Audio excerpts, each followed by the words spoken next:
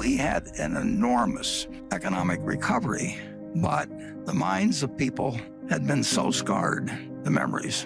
Parents told their children. 1929 became a symbol in people's minds. I mean, if you said 1929, it was like saying 1776 or 1492. I mean, everybody knew exactly what you were talking about. In 1929, my dad, who was 26 years of age then, was employed as a security salesman by a local small bank. He sold stocks and bonds, but he mostly sold stocks. And when stocks fall 48%, and you were selling them to people a few months ago, you really don't feel like going out and facing those same people. So I think my dad probably elected to do, as they say now, shelter in place, which means stay at home. And there really wasn't that much in our house. We just had a small yard. It was wintertime anyway. My dad wouldn't have been puttering on the yard anyway. And there really wasn't, television wasn't there. And he and my mother got along very well. So under those conditions, I was born about 9 months later. So I didn't notice at the time that the market was closed. But the stock market had actually recovered over 20% during that 9.5 month period or thereabouts. People did not think in the fall of 1930, they did not think they were in the Great Depression. They thought it was a recession, very much like had occurred at least a dozen times, although not always when stock markets were important. But we'd had many recessions in the United States over the time, and this did not look like it was something dramatically out of the ordinary. Actually, for about 10 days after my birth, the stock market actually managed to go up all of 1 or 2% there in those 10 days. Well, from that point, the stock market went from level of 240 to 41, which was a noticeable decline because if somebody had given me $1,000 on the day I was born and I'd bought stocks with it and bought the Dow average, my $1,000 would have become $170 in less than 2 years. That is something that none of us ever experienced. That we may have had it with one stock occasionally, but in terms of having a broad range of America marked down 83% in 2 years and marked down 89% of the peak was in September 3rd, 1929, was extraordinary. And in that intervening period, less than 1 year after I was born, just slightly less than 1 year, my dad went to the bank where he worked and had his account. And of course, the bank had a sign on it closed. And so he had no job. He had 2 kids at that point. His father had a grocery store, but Charlie and I both worked for my grandfather. Charlie worked there in 1940. I worked there in 1941, so we didn't know each other. But my grandfather said to my father that, don't worry about your groceries, Howard. He says, I'll just let your bill run. That was my grandfather. Not exactly. He cared about his family, but he wasn't going to go crazy. And one of the things as I look back on that period, and I don't think economists generally like to give it that much of a point of importance, but if we'd had the FDIC started on January 1st, 1934. It was part of the sweeping legislation that took place when Roosevelt came in. But if we'd had the FDIC, we would have had a much, much different experience, I believe, in the Great Depression. People blame it on Smoot-Hawley, and there's all kinds of things, and the margin requirements in 29, and all of those things entered into creating a recession. But if you have over 4,000 banks fail, that's 4,000 local experiences where people save and save and save and put their money away, and then someday they reach for it and it's gone. And that happens, in all 48 states, and it happens to your neighbors, and it happens to your relatives. It has to have an effect on the psyche that's incredible. So one very, very, very good thing that came out of the Depression, in my view, is the FDIC, and it would have been a somewhat different world, I'm sure, if the bank failures hadn't just rolled across this country, and the people that thought that they were savers found out that they had nothing when they went there, and there was a sign that said closed.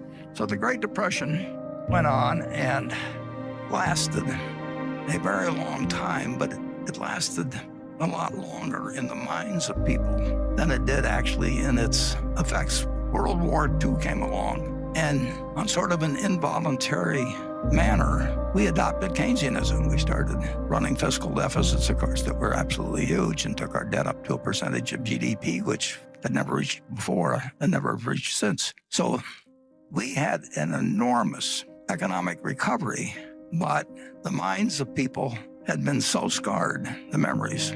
Parents told their children. 1929 became a symbol in people's minds. I mean, if you said 1929, it was like saying 1776 or 1492. I mean, everybody knew exactly what you were talking about, and it affected stock prices in a rather remarkable way.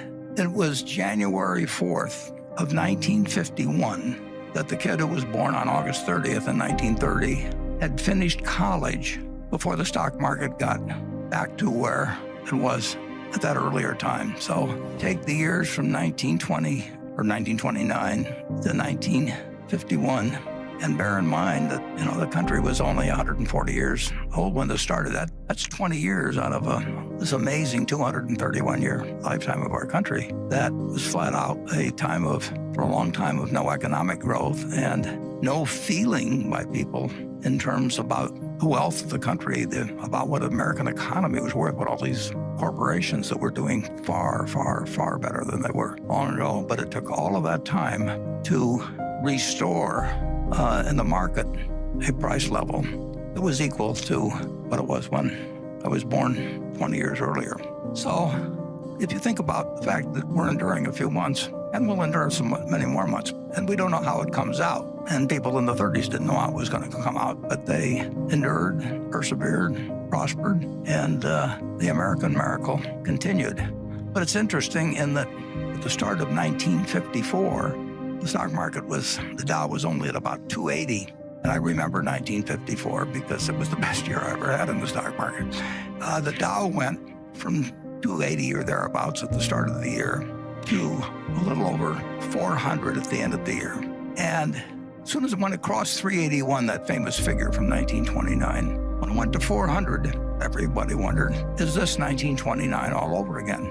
And that seems a little far-fetched because it was a different country in 1954. But that was the common question, and it actually achieved such a level of worry about whether we were about to jump off another cliff just because the 381 of 1929 had been exceeded, that Senator Fulbright, Bill Fulbright of Arkansas, who became very famous later in terms of the Foreign Relations Committee, but he headed the Senate Banking Committee, and he called a special investigation. He really was questioning whether we had built another house of cards again. And his committee, in March of 1955, with the Dow at 405, assembled 20 of the best minds in the United States to testify as to whether we were going crazy again. The Dow was at 400, and we'd gotten in this incredible trouble before, but that was the mindset of the country. It's incredible. We didn't really believe America was what it was. And my boss, the reason I'm familiar with this, was that I was working in New York for one of the 20 people that was called down to testify. And I remember, because Ben Graham was one of the three smartest people I've met in my life, and when he testified, the Dow at 404, he had one line in there right toward the start in his written testimony, and he said, the stock market is high, looks high, it is high, but it's not as high as it looks.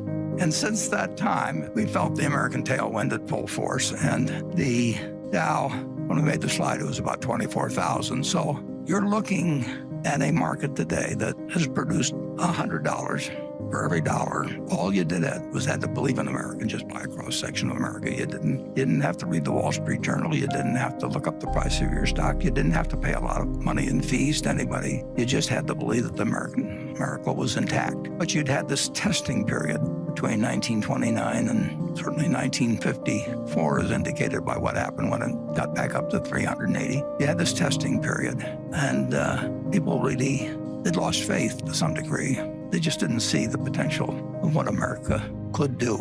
And we found that nothing can stop America when you get right down to it. It's been true all along. It may have been interrupted with the scariest of scenarios when you had a war with one group of states fighting another group of states. And it may have been tested again in the Great Depression, and it may be tested now to some degree. But in the end, the answer is never bet against America. And that, in my view, is as true today as it was in 1789. and even was true during the Civil War and the depths of the Depression.